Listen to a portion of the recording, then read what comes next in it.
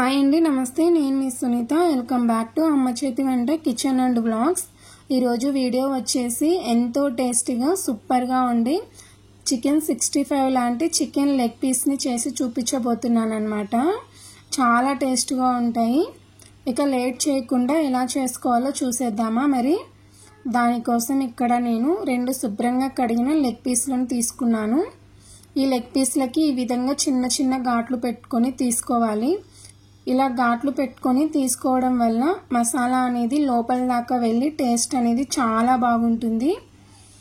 ఇప్పుడు ఇందులోకి ఫ్రెష్గా రుబ్బి పెట్టుకున్న అల్లం వెల్లుల్లి పేస్టు 1 టీ స్పూన్, అలాగే రుచికి తగినంత 1 teaspoon salt, 1 teaspoon కారం, 1/2 టీ స్పూన్ మిరియాల పొడి, 1/2 టీ స్పూన్ ధనియా పౌడర్, 1/2 టీ స్పూన్ జీలకర్ర పౌడర్, చివరిగా సగం చెక్క నిమ్మరసాన్ని పిండి ఈ మసాలా పొడులన్నీ కూడా చికెన్కి బాగా పట్టేలాగా మసాజ్ చేస్తూ ఒక 2 మినిట్స్ పాటు కలపండి. మధ్యలో కొద్దిగా పసుపు వేసి కలిపి మూత పెట్టి ఒక 30 నిమిషాల పాటు నాననివ్వండి. 30 నిమిషాల తర్వాత మూత తీసి చూపిస్తాను.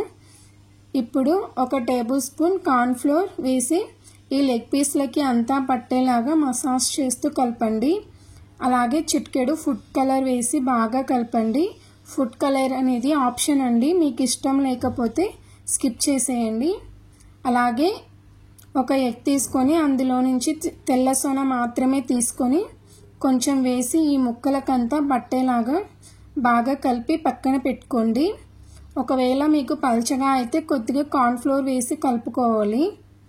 ఇప్పుడు స్టవ్ పైన కడాయి పెట్టుకొని డీప్ ఫ్రైకి సరిపడినంత ఆయిల్ వేసుకొని ఆయిల్ బాగా వేడైన తర్వాత లెగ్ పీస్లని తీసుకొని ఫ్రై చేసుకోవాలి.